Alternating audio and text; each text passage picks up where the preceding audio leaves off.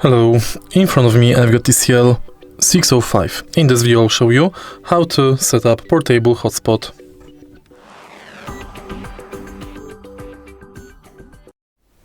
In the beginning, swipe down notification bar, extend it and search for hotspot icon. The hotspot icon looks like Wi-Fi. Tap to enable this function. Press and hold to go to hotspot settings.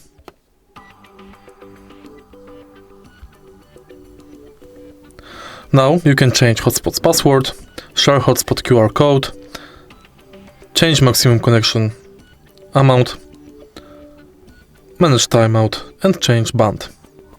If you find this video helpful, please leave like, comment and subscribe.